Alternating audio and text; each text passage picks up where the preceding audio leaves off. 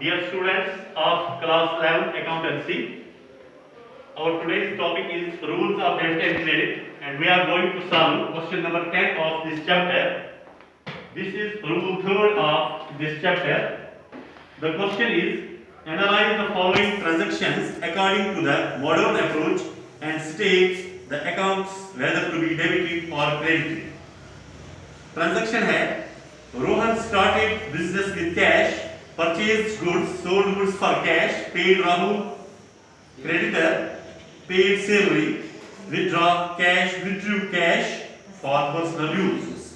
ये देखिए, इसमें एक रूल अप्लाई होता है और ये इसका फॉर्मेट है क्वेश्चन का। पहले हम ट्रांजैक्शन ए लेते हैं। ट्रांजैक्शन ए क्या है?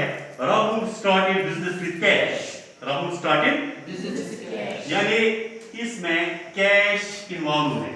अकाउंट कौन सा इन्वॉल्व है? Cash account. राहुल ने बिजनेस को, राहुल ने कंपनी को कैश दिया, फॉर एग्जांपल 50 lakhs 50 lakhs देता है राहुल कंपनी को। इस वक्त राहुल के पास ये कैश है, तो यहाँ पर नेचर ऑफ अकाउंट क्या है? ये नेचर ऑफ अकाउंट है एसेट। ये थर्ड रूल है। राहुल ने कंपनी को क्या दिया? राहुल ने कंपनी को एसेट दिया। क्या दिया? एसेट। लेकिन एसेट जो है ये इस वक्त कंपनी में इंक्रीज होता है या डिक्रीज होता है? आप मुझे बताइए। ये इंक्रीज होता है। अभी तक कंपनी के पास जीरो था। क्या था? जीरो। अभी तक कुछ नहीं था। जब स्टार्ट हुई बिजनेस, तो राहुल ने जब 50 लाख रुपए दिए, तो it means asset is being increase. जब इंक्रीज एसेट पे होती है तब क्या होता है? आप रूल फॉलो कीजिए। Debit the increase and credit the decrease in assets. Asset जब इंक्रीज होते हैं तो डेबिट है, एसेट जब डिक्रीज होते हैं तो क्रेडिट है। ये हमने प्रीवियस लेक्चर में सीखा है। मैंने प्रीवियस लेक्चर में आपको समझाया है। Debit the increase and credit the decrease in assets. तो यहाँ पर क्या लिखेंगे? डेबिट। हाँ, डेबिट। अब ये डेबिट बन गया। तो इसमें एक और अकाउंट इन्वॉल्व है। जब राहुल ने कंपनी को ये 50 लाख दिए, अभी तक राहुल गिवर है, ठीक है। लेकिन जब कंपनी के पास ये पहुंचता है, तब ये अभी तक ये इसके पास कैश था राहुल के पास। लेकिन जब ये 50 lakhs कंपनी के अंदर पहुंचते हैं, तो वहां ये कैपिटल बन जाता है। It becomes the personal account of the company. Personal account of the company, और वहां इसका नाम रहता है कैपिटल। अब ये कैश नहीं रहा, cash is converted into capital. तो यहां हम लिखेंगे नेचर ऑफ ये अकाउंट कौन सा इन्वॉल्व है? Capital account. क्या है? Capital account. तो नेचर ऑफ अकाउंट भी कैपिटल ही है। यहां पर अभी तक कैश का नाम था एसेट, अब इसका नाम कैपिटल पड़ गया। क्या है? कैपिटल। हाँ, लेकिन कैपिटल भी इंक्रीज हो जाएगा।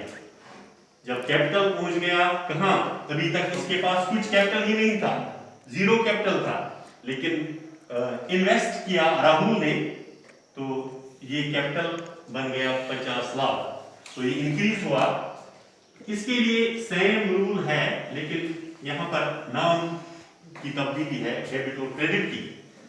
शाबाश। Debit the decrease and credit the increase in capital.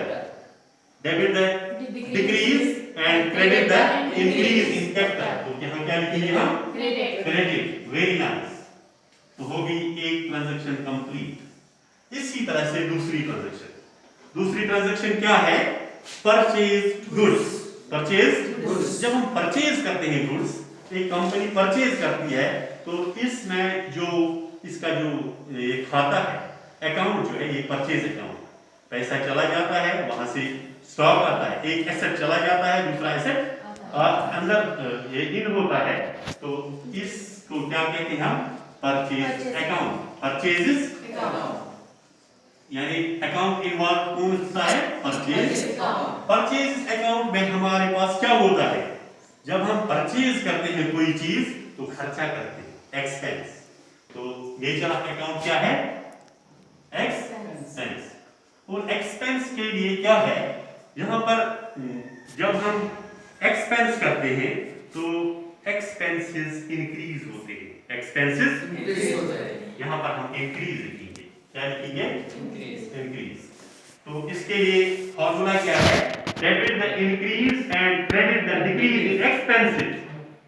Debit the, जब एक्सपेंसेस ज्यादा होते हैं ये डेबिट है, जब एक्सपेंसेस कम होते हैं, इस वक्त एक्सपेंसेस होते हैं, कैश इन्वॉल्व है, कैश हम स्पेंड करते हैं प्रोडक्ट्स पर, तो यहाँ पर लिखेंगे डेबिट।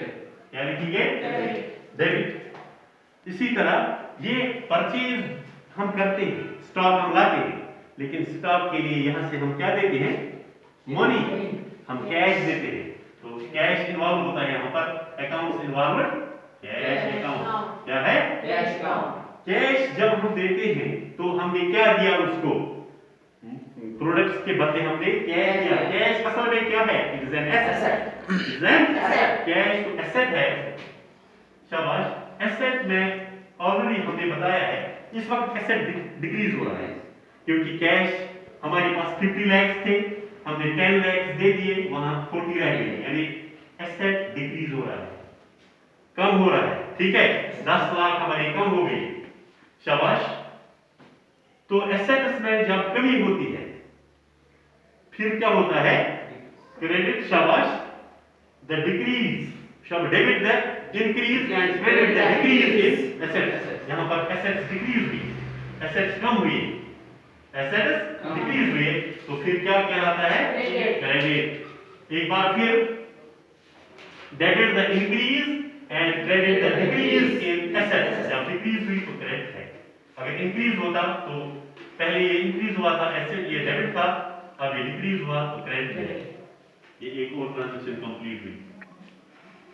इसी तरह तीसरी ट्रांजैक्शन, तो ट्रांजैक्शन है sold goods for cash. Sold goods for cash, जब हमने सेल की, गुड्स सेल किए, लेकिन किस में? कैश में। ये कैश अकाउंट है। अकाउंट कौन सा? Cash account. Cash account. Cash असल में क्या है? Asset. Very good. Cash asset है, तो एसेट में क्या फॉर्मूला है? Debit the increase and credit the decrease. यहां पर क्या होता है? हमने सोल्ड, सेल किए, तो पैसा आएगा, कैश इज कमिंग इन। अभी पैसा जा रहा था, गोइंग आउट, लेकिन अब कैश इज कमिंग इन, यानी एसेट इंक्रीज हो रहा है।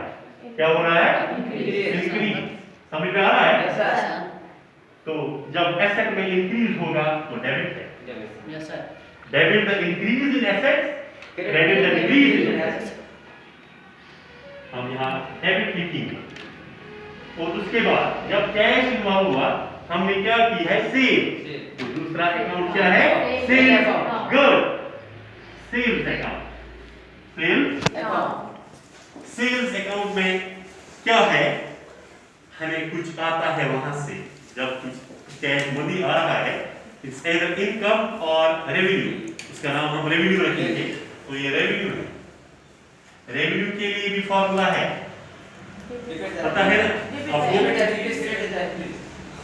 Debit the decrease in revenue and credit the increase. यहां पर क्या लिखेंगे हम? शाबाश। इंक्रीज। क्या लिखेंगे? इंक्रीज। जब रेवेन्यू इंक्रीज होता है तो क्रेडिट है। मैं एक बार फिर दोहराऊंगा, debit the decrease and credit the increase in revenue. Debit the decrease and credit the increase in revenue. तो यहां क्या लिखेंगे? शाबाश। उसके बाद एक और ट्रांजैक्शन, ये लॉस ट्रांजैक्शन समझो, बाकी ट्रांजैक्शंस आप खुद करोगे, ठीक है ना? ठीक है sir. Paid to Rahul, creditor, Rahul को पे करते हैं, यानी राहुल से जो हमने लाया था उसको पे कर रहे हैं हम, लायबिलिटी। क्या कर रहे हैं? जो उसका हमारे पास था, तो ये राहुल अकाउंट है।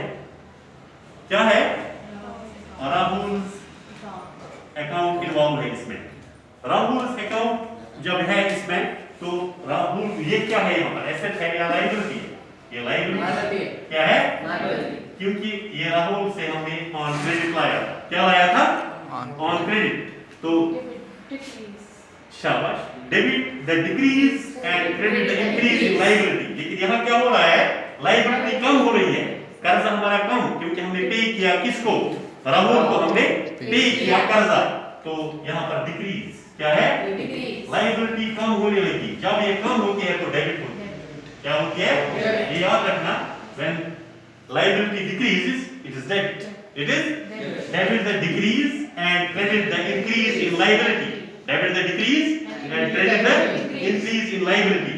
और दूसरा अकाउंट क्या है, राहुल को हमने पे किया, क्या किया, पे कैश, हमने राहुल को क्या दिया, कैश, कैश अकाउंट इन्वॉल्व है, कैश अकाउंट। तो जब कैश यहाँ पर इन्वॉल्व है तो हमने उसको क्या दिया, asset, nice, very nice girl, हमने उसको एसेट दिया, राहुल को एसेट पे किया।